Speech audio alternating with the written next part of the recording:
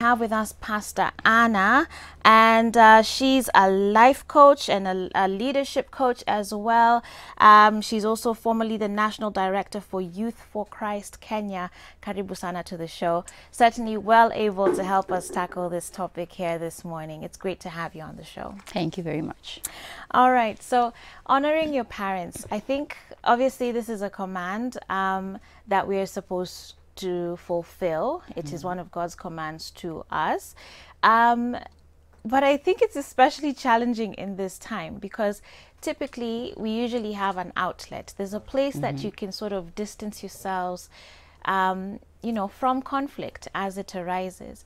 And in a season like this one where we're on lockdown or at least quarantine and people are supposed to be home, I imagine that it can be really, really tough in some households right now.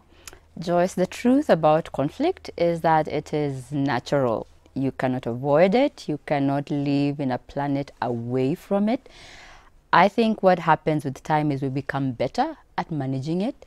But like you said, now with everybody being home because of COVID, there is much more tense situations at home. And so sometimes honoring your parent at a time like this, if you're a teenager or a young person, can be a mountain to climb. Absolutely. Yes. Absolutely. So why is it that this is so important? You know, why does God put such strong emphasis on family and specifically honoring our parents? It's actually the one, you know, command with a huge promise at the end of it too. Why is it that there's such an emphasis on this? What do you think? I think it's the implications of the parent-child relationship. It mirrors our relationship with God. We learn from home, but it also forms the basis for our relationships with authority when we get away from home. So you have to see it around the whole scope, that as I honor my dad and mom, it is the same way that I will honor and respect God. Chances are, if I can listen to earthly authority and submit to it, then I can listen to heavenly authority and submit. Right. But you're only home for a small window of time. For many of us, probably until 18, for some a little earlier. After that, you are on your own until you're 80 plus, if God gives you that many years. So you'll be a long time away from home. Right. And in the marketplace, in school, in life, you will meet older people. You will be in relationships that you need to honor and submit and respect. And so I think it has a whole life effect. So it's not just dad and mom now, but it mirrors your relationship with God, your relationship with your future family, and future colleagues. You will meet people who will be older than you, who deserve the respect that you'd have given to your parents. Sure, sure. And how exactly then do we sort of translate this honor to our parents? Because obviously these are different generations, and I think even today you can see it's sort of like there's an independence that children and young adults now are raised with, in fact encouraged to have, that say our parents' generation was not. It was never a factor. And so is it possible then that respect takes different forms from what our parents' generation knew, or are there underlying principles that carry across through generations? I think there are things that carry through generations. It's like saying respect for God. Does it change? Whether you're old or young, it is still the same across the board. So in that sense, there's a similarity that cuts across. However, every family is different. The dynamics in that family may be different. And so I think part of the discovery, if you're a young person, would be to figure out what would honoring my parents look like. It might not look the same in your home as it might in mine.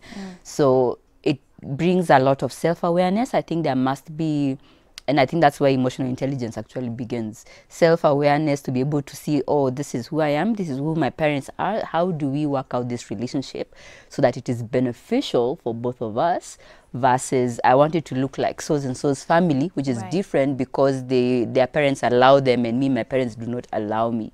So just a lot of self-awareness, a lot of other people awareness to be able to know what ticks my parents, what makes them get upset, and do I want to keep doing that or do I want to avoid? So it's really a game changer in terms of learning, just getting out of yourself and knowing that there are other people around me, and how do I live well with the people around me. Right. And still on the idea of honoring our parents and just this whole generational difference and how these generations are really like worlds apart. You know, I mean, one was sort of, we were learning the other day that one is sort of born into this digital age and things are kind of just out there, and it's all about, you know, your self-empowerment and getting out there and expressing yourself. I guess the other question then is how to manage that intergenerational difference within the home. And this goes for both the parents but also the young ones. Okay. And maybe you can touch on it from both sides, because I think there's a real tension there where a lot of us young guys, you know, you're being educated by the world and then actually coming to be the one to educate your parents about how things are today. Just because in between technology and digitization of so many things, there's a lot that our parents might not actually know and understand. And so the child is almost much more exposed than the parent is. So to speak. Yes, so to speak. Because this is a Christian segment, I think I would want to say that we have a template, and I think that's where the Bible checks in. Yeah. We know that God is the same yesterday, today, and forevermore. He is unchanging. And therefore, I think Scripture gives us the steady backdrop that does not change, even when situations, circumstances, environments around us change. And therefore, yes, there was a time there was no technological advancement, but the parents still felt very disconnected with their child. Right. Technology may just seem like it has done more, but really, everything that has changed has kind of remained the same. Okay. So in this sense, I think speaking to the parent, I would just say, just remember that you are the parent. You know, you have a role, a responsibility to train up a child in the way that the child should grow. So not to get distracted or worried or flabbergasted because, oh, I don't know technology, I don't know what's happening out there, I don't know how to control my home because I don't know what's happening. No. Take charge. You are the dad, you are the mom. Take charge, take your place, and do not be moved. Yeah. Because these phases will come and go. So remember who you are. Remember what your responsibility is. You still have a responsibility to put boundaries. Yesterday, I bumped into a parent on my way, and the big question for her was, the kids are just watching TV, sleeping, eating. I feel like I don't know what to do anymore. And I'm like, no, relax. You are the mother. You call the shots. Go call a meeting. Say, guys, this is not working for me. Yeah. Let's negotiate. Let's negotiate. It's not possible to sleep until 11. That doesn't happen in the world anywhere. Yeah. So how can we adjust? I like that you've used the word negotiate, because to me that also seems like something new. From what, say, maybe my generation and older experience. There was no negotiation. No, there was no. My parents, there was no negotiation. So I come from a large family, and each one of us is different. We were born 11 kids. Each one of us is different, plus dad and mom. All that's 13 different personalities, 13 different viewpoints in the same house. Right. How do you lead everybody? So my parents chose to be on the authoritative end. Yeah. Their word is law. And that's how it goes down. So for the young ones today who actually have this glorious opportunity to negotiate with their parents, you hear a lot of statements, you know, out there in chatter and social groups and social media of people saying things like, you know, children's rights, and, you know, even things like spanking now is like a child's right, you know, a child's right. Sisi wengine tulichapwa. I think I learned how to avoid the beating. And I think for me, this is where the honor your parent begins. Okay. Because at least being the seventh born, I could observe from number 1 to number 6 how it goes. So there was a template to check and say, to avoid this one, do this, to avoid this one, do this. So I remember, I think after Form 4, I was home for 1.5 years before going to college. And I had to consider, I've seen all my siblings who have gone ahead of me. Do I want that path? And I could see what led to what. And I'm like, God, no, let's have a game changer. So let's decide this 1.5 years. First, me and my parents, we shall not fight. 2, I will not run away from home. 3, whatever it is that they will bring, you and me will get over it, because it's only a short window of time.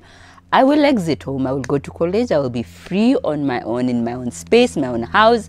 They will have no control. Yeah. So I only need to bear it for a little while. And so I started to really learn my parents and figure out, if I don't do this and this and this, by the time my mom comes home, she'll get upset. Right. So how do I avoid her getting upset? Yeah. Do 1, 2, 3. Will it inconvenience me? At that time, you're only sleeping, eating, cooking, not too much to ask. What does my dad want to see when he comes home? He wants to find a clean house. Can I do that? Yes, I can. He would like a warm cup of tea, water. Can I arrange those things and make sure they're there? He would like his food at the table at 7. Can I do those things? Yes. And therefore, it was possible to survive the 1.5 years. Okay. In my view, in that way, I was able to honor them and not get into conflict. Right. And that's why I said, I think emotional intelligence plays a part. Learn the people around you. No, this is who I am. I would prefer it to be this way, but wait for your turn. Yeah. It shall surely come. Right. So honoring your parents, honestly, I think the word honoring, sometimes we get spooked by it, but it's really not as humongous as we think it is. It's in these little things, you know, that dad wants his dinner at 7, or he wants to come and find a clean house, or mom has been working all day at work. It would be nice for her to find, you know, a clean sink. Oh, yes. Oh, yes. I think it is the simple things. And we see that every day in our relationships with each other, that as I respect you, it doesn't mean that I have moved the whole world to accommodate you. It just means that I have given you room and space to communicate. I have heard you. Okay. And I want to care for your concern. All right. Well, guys, we're going to take a break right now. And when we come back, we're going to continue with this conversation. Miss Anna here is also going to tell us a little bit about herself and just some of the different things that she's been involved with. As you heard, she's a former director for Youth for Christ. And I just want to hear about that experience as well. And more so, I want to find out about honoring your parents when your parents are not necessarily good parents. How do you then deal with that? What does the Lord say about this one? I can't wait to get into that discussion. And of course, I'd love to hear your experience as well. 22999 is the SMS sign. We'll be back after this.